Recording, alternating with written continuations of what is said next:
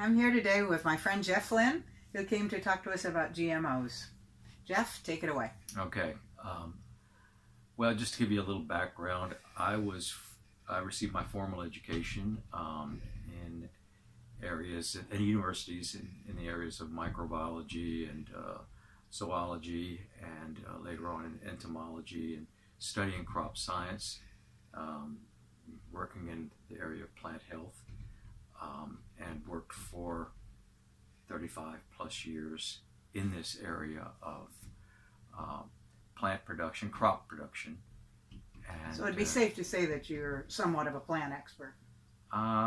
Fairly safe, yes. I've logged hours, and I've had varied experiences working in different areas of plant health, as far as insect management, disease management, and crop varieties, and inevitably the areas when you work in agriculture, you're going to be exposed to a pretty broad range of whatever the new technological developments coming along. And of course, over the last, I would say, 25 plus years, this topic of GMOs have been in the forefront, or a lot of times just in the background, as one of the tantalizing technological tools for agriculture to bring forth the new age of agricultural innovation. So I've had the opportunity to kind of work at the stage of development of that, where we were doing actual field evaluations of some genetically modified crop plants, and gathering data on this, and Could you doing tell us so. a little bit about the history first, Jeff, on the how GMOs came to be and how a little bit about plant history, please? Yeah, the history starts centuries and centuries ago, when humans recognized that there was advantages to change from their nomadic ways of life, from following the buffalo and the various herds, and settling down and actually producing crops or producing plants from which they could harvest food in a locality, and in doing so they automatically gravitated toward recognizing that rather than just harvesting from the random food plants that were growing, that they could actually kind of control the environment a little more. They could control what plants were being grown and eliminate those that they didn't want grown there. And that, of course, led eventually to collecting the seeds and planting out these plants. And then they realized that there was some variability in these plants, and some of them had more food potential than others. And just for the example of corn, you would never find a crop plant like corn just growing in the wild. This is something that was designed by the Aztec cultures in the highlands of central Mexico. They figure thousands of years ago, where they were able to find these grasses called teosinte that still does, these wild grasses that exist, and through a selecting and crossing process, they were able to eventually develop something that looks totally different than the original wild plant, and it's what we call corn today. And of course, since then, many different improvements, you might say, from the standpoint of producing crop that produces more per unit area, that is more resilient, and can be mechanically harvested.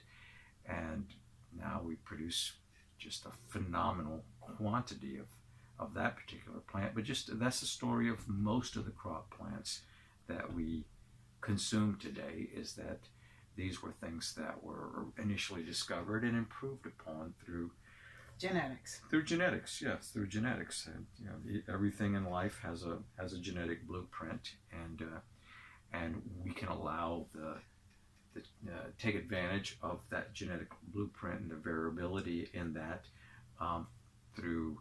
Originally, it was just random selection, and more we developed the tools to be able to do selective breeding and crossbreeding, and finding the elite parents to cross to produce hopefully even better lines. But it still requires that whole process requires a lot of time. It requires a lot of resources, because you're essentially it's to me it's analogous to panning for gold. And you're dredging up this massive amount of material, and you're hoping that you sift this out, and there might be a little nugget. That nugget would be the useful next variety that you would have for the system. But you've got to sift through a mountain of non-useful material before you get to it. Well, within the last 30 years, we have obviously been able to get a much better fix on the blueprint of life, and we've developed the tools to be able to understand the genetic workings, and so rather than just by happenstance and luck trying to find new varieties, we've developed the technology now through genetic modification or genetic editing, the CRISPR gene technology, to being able to more selectively hone in to be able to change specific expressions in plants, so that we can give them, for instance, greater resistance to particular diseases, greater resistance to insects, greater resistance to environmental conditions. And that's going to be a key going forward, because our planet is under a phase of going through a lot more unpredictable and rapid change due to climate change. One thing we have noticed, it's become more and more obvious, is that probably over the next century we can expect more extremes in temperature, more extremes in precipitation patterns, more extremes in temperatures, more extremes in a lot of different climatic factors. And to be able to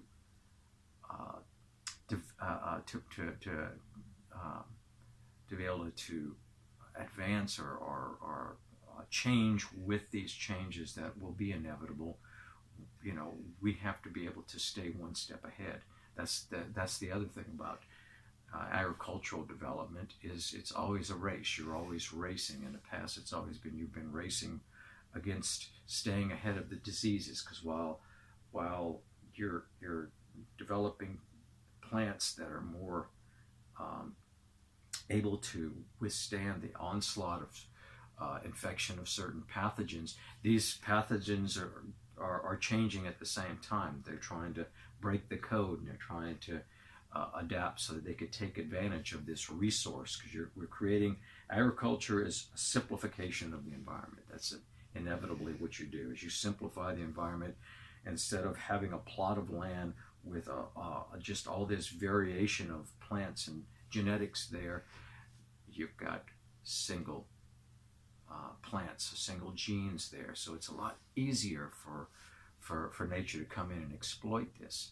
So the history of genetics has been a history of staying one step ahead, and we've gotten really good at this through conventional breeding.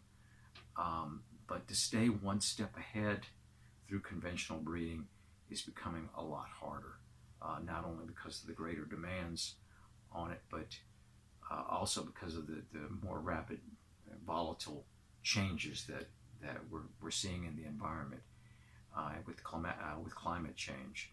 So it appears to me that we really need to take full advantage of these technologies, and recognize what the potential is here, and we've long recognized that any new development is going to require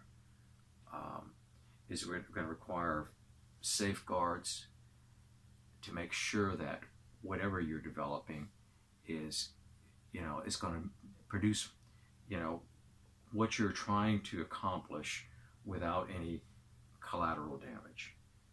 And if we can produce crops, for instance, going forward, that are specifically designed in a lot of cases, just tweaking the genome so that they're either not expressing certain proteins or expressing certain proteins that provide more nutritious plants. For instance, with the golden rice issue, where we can produce rice now that produces more vitamin A, that can combat blindness issues. That's just one example. Or if we can produce crops that are capable of being able to grow with less resources, with less irrigation, with less inputs of fertilizer, that can actually extract nitrogen out of the air and produce their own nitrogen. Right now, nitrogen is not only is it a huge cost in producing agriculture, but it requires a lot of fossil fuels to produce the nitrogen fertilizers that we're using today. So a lot of people say, well, why don't we just go pure organic? And that would be great. It would almost be maybe even feasible if we were just eating a plant-based diet. But since humans demand that we consume vast quantity, that we consume higher on that we eat higher on the food chain, this puts a huge extra strain on agricultural development. And in a lot of cases, it's taking 100 pounds of grain to produce 1 pound of meat in cows, for instance, our dairy products. So yes, there is a huge extra demand, burgeoning demand, as countries like China and India become more affluent. Those people want to eat higher on the food chain as well. This is going to continue to happen. It's going to reach probably an unsustainable point but we realize both that it's unhealthy for us physically to consume this high on the food chain in these volumes, and it's unhealthy for the planet to put these demands on it for producing agriculture to produce this much. But in the meantime, we have to be able to figure a way to design an agricultural system that serves humanity, and it's not going to happen through organic farming. Organic farming is great on a small scale, local level, but our grandfathers and their grandfathers grew up in a world where everybody participated in agricultural production. Right now, a just minuscule percent of the population is directly involved in food production. Mm-hmm. And that frees people to be able to be, everything from musicians to opera singers to actors to football players to, and they can still get vegetables. To tax advisors to Wall Street brokers, whatever. So because we've developed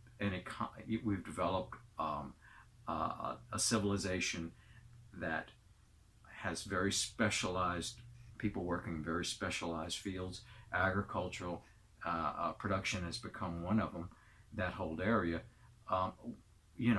so few people are involved in this. We're trying to do it as efficiently as possible with these resources, and we're doing a good job producing volume-wise. We need to do a much better job quality-wise of what we're doing, and to do it in a way that we're having the least impact on the environment in doing so. For so many years, agricultural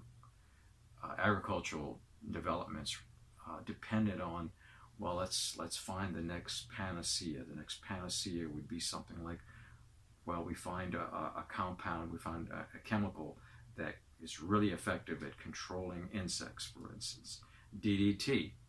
Um, DDT was just the miracle. It allowed them to spray this over crops and control every insect out there, and we just thought everything was wonderful. That was going to be uh, just the answer to all our problems. And as we know, it created a bunch of problems. For one thing, it ended up becoming biomagnified in the food chain. Every one of us now carries DDT or its breakdown metabolites in our fat cells now, even today. And so, and plus the reason they quit using DDT was not because of the impact on the environment, the impact in the food chain, which it almost caused the extinction of a lot of species, including the bald eagle, the peregrine falcon. Um, but because it quit working. Why did it quit working? Because nature found a way. They found It adapted. that it adapted, and the insects no longer were affected by the DDT, even when they put heavier and heavier amounts on it. And so that's been the story of agriculture, is um, um, and health, human health as well. I mean, you could say the same thing with the antibiotics. It's a very parallel system. We've started off with penicillin, and we thought that was going to be the panacea, but bacteria and pathogens became resistant to that, Mm-hmm. and that story has played out as well. So it's a moving target, and And you and feel that GMOs are definitely going to be the to necessary to part stay of the future. yeah to stay ahead. We have to do it as smart as possible, and to have the least collateral damage possible on the environment, using the resources available most efficiently, is going to require us, to use the knowledge that we're the brains that we have, that humans have evolved, this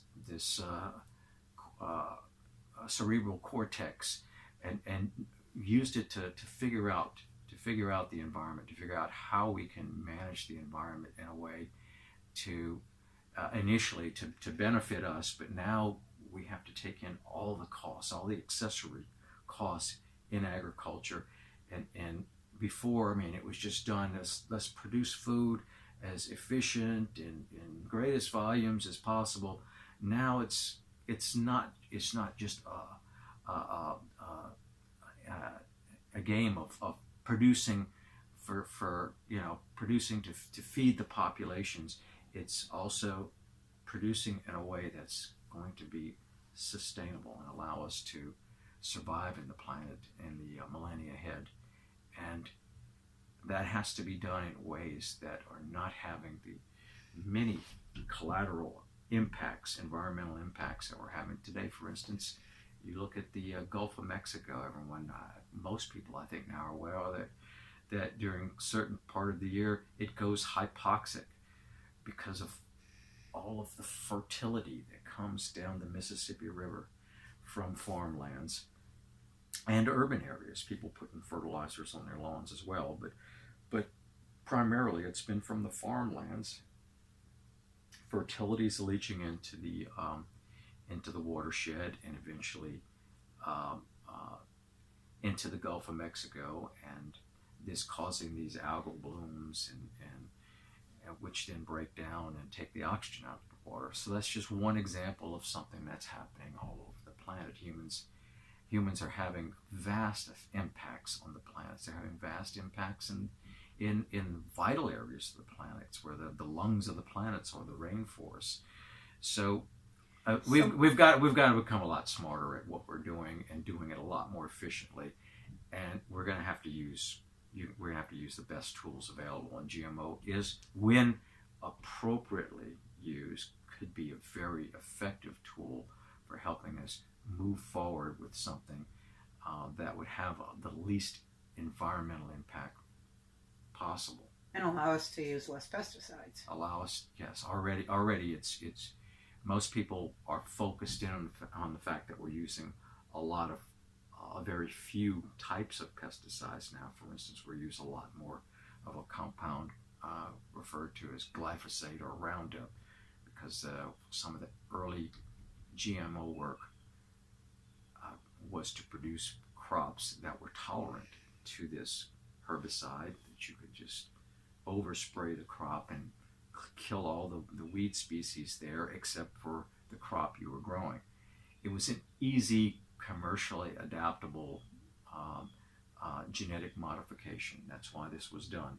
At the same time, we were doing a modification where we were taking a protein that was produced by a normal soil bacteria, Bacillus thuringiensis, and taking the genome that produced that protein and inserting this into crop plants. So the crop was producing this protein that was very effective at controlling specific types of insects, pest insects, and doing it in a way that you no longer had to spray the crops anymore.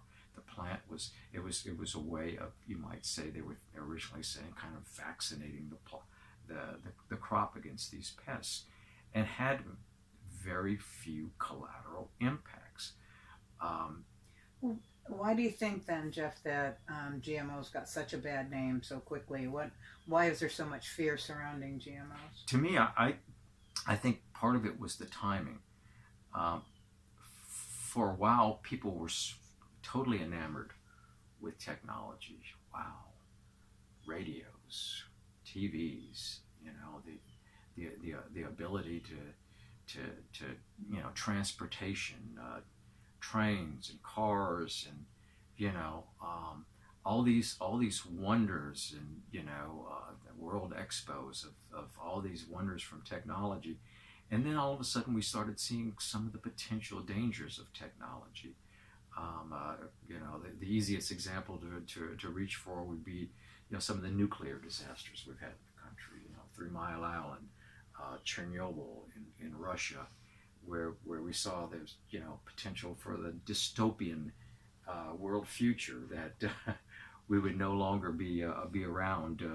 The Mad Max world, and so I think once people saw that there was this ugly edge to technology, that it could create a world that the individual person was no longer in control of things, but corporate America or world governments or whatever were going to be able to control us all through technology.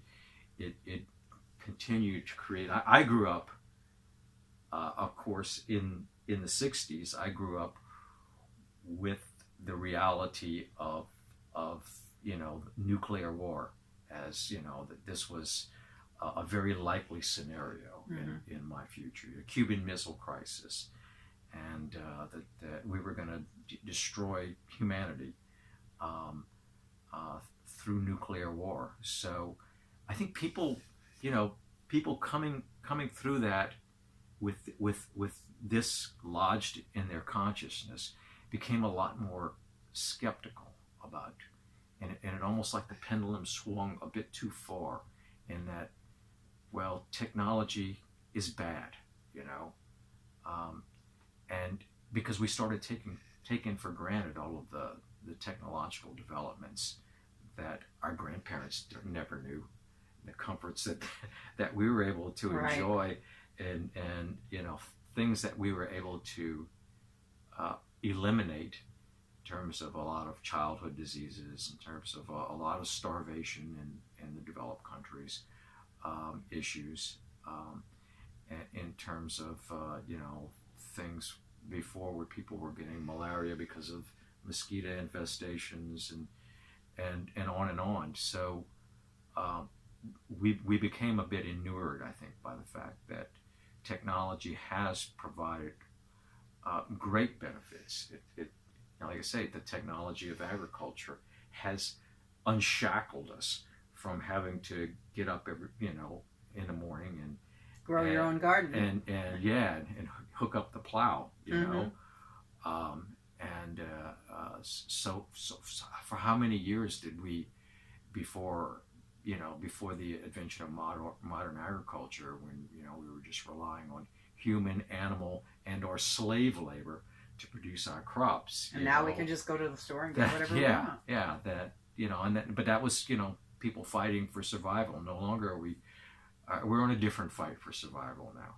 We're in a long-term survival for the survival of the planet as we know it, and the burgeoning populations, the impact they're having on our planet. If we were as inefficient as we were 50 years ago in agriculture, to feed the population, we would have to produce that much more, because we produce so much more per unit area than we ever were able to, because of new genetics, especially new techniques and new genetics.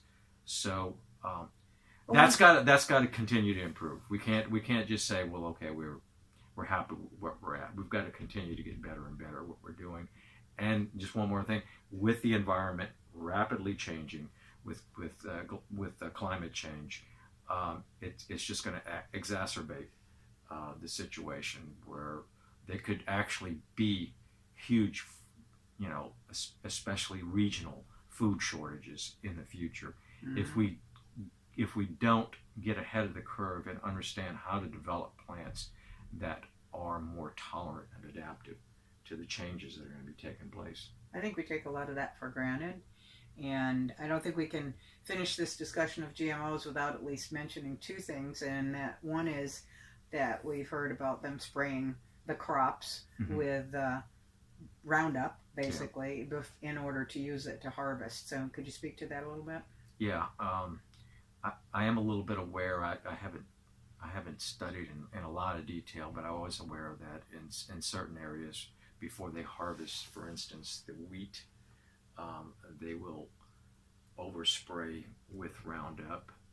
They actually spray other herbicides for soybeans as well in a lot of different areas for the same idea is you want to try to harvest a crop that's as clean as possible, that's as dry as possible, because mm-hmm. it just makes the harvesting more efficient, a lot more efficient. And so as a harvest aid tool, they've been spraying with certain herbicides, including Roundup, to try to kill any of the green weed species that crop up later on. And or even the dry Roundup is what? The real name of glyphosate, you mean? Yeah, oh, glyphosate. Yeah, glyphosate. Yeah, using glyphosate, it's probably something that doesn't need to be done. It's being done because it's a tool that's available, and there's no regulation against doing mm-hmm. that. But probably not the best plan. If it has been determined that there's scientific valid reasons why this is bad for the environment, bad for human health, to spray the crops and have us that close to harvest of the plants, to where there might be parts per billions of this that is carried into the food system, they need to determine that and make regulations accordingly. But it's not some dastardly evil plan that agriculture has cooked up to do this by any means. Farmers were just using whatever tools were at their disposal to try to be as efficient as possible. So we have to determine as a society what kind of sacrifices do we want to make, mm-hmm. and just to it's always better to err on the side of the side of health, and if there is a potential health risk involved with doing that, it probably would be worthwhile to ban that practice, mm-hmm. and allow the harvest to be more inefficient, but we have become may not be worth the trade-off. We have become addicted in the Western world to cheap calories. Mm-hmm. I'd like to say the amount of money, even though the grocery store seems expensive, especially if you go to Whole Foods, Whole Paycheck. In general, the amount of the percent of our income that we spend on food today is a lot lower. You know, it's low in historical terms. Mm-hmm. We're paying a lot higher percentage of our income in health, health needs and medical needs. It used to be reversed. We used to, and in some countries today still, they spend 50% or more of their income just to feed themselves. We spend a lot less. We've gotten addicted to cheap calories, as I like to say it. It's not necessarily good food that we always are spending our money on, but we've gotten used to the idea of being able to produce foods really cheap, so it's a lot less impact on our wallet, and so we can spend money and go to the movies and do other fun things. Yeah, Super Bowl and operas and ballets. Well, that actually brings me to my last question, which is, when you go to the store and you want to buy things that are organic, of course it always costs more. How important do you think it really is for us to be trying to eat organically? And if we're eating organically, does that mean we're not eating genetically modified food? Or does it just mean we're eating something that didn't have pesticides sprayed on it, which could have been genetically modified? Well, that's a big question, because organic certification has very specific rules and regulations associated with it. The good thing about organic is, even though probably, my opinion, if a person eats a diet, a nice, healthy, varied diet of the right foods, no processed foods, it's not necessary that they be organic. You can live just as healthy without it. You can, if you're concerned, rinse your vegetables with vinegar or whatever. Mm-hmm. And, the pesticide load that you're going to be taking in your body is going to be insignificant. If you consume organic, there's two factors you have to consider here. One is you're buying something, besides the fact that it's more expensive, because it costs a lot more expensive. It costs more to produce that. Sure. So it's not something that's going to be available to all the population. It's only going to be available mostly to people that can really afford that extra expense. Mm-hmm. But you have to recognize that just because it's organic doesn't automatically mean it's going to be of a superior quality. It does mean that it's been produced under possibly more environmentally friendly means. Right. And it could be, it certainly is better for the environment, or less accessory impact on the environment that you're growing the plants in. But whether or not that can be done on a large enough scale that people are going to have to say, well, what percent of my income am I willing to spend in order to transition to organic? And are we willing to spend 30, 40, 50% of our income just to feed ourselves, but to feed ourselves with organic that are less? Or can we use technology, can we use technological ways of producing foods that may not be quite organic? Because organic should not be genetically modified. The only way it would be genetically modified and organic is accidentally, okay, and with gene drift. But there aren't that many crops that are producing that we're producing today that are genetically modified. It's mostly the big crops: the cotton, corn, soybeans. Wheat? Wheat, no. Wheat, no. No. You can't buy genetically modified wheat. Well, I know you and I had a discussion once, and it's about someone who was buying all these organic seeds to make sure that they weren't genetically modified seeds. And a lot of those particular items aren't genetically modified anyway. Yes, you couldn't if you wanted to grow any organic broccoli or tomatoes. Tomatoes maybe. I don't know. At one time they were talking about doing something to make them more shelf. Improve the shelf life of tomatoes, the tomato saver gene, but the vast majority of fruits and vegetables don't even have a genetically modified option for producing them, and to me a great example of something I wanted to point out is corn, for instance. They do now have sweet corn varieties that are genetically modified, and with this protein I was talking about earlier, produced by this bacteria, naturally occurring bacteria, that's toxic to caterpillars, and it allows people to grow beautiful sweet corn with,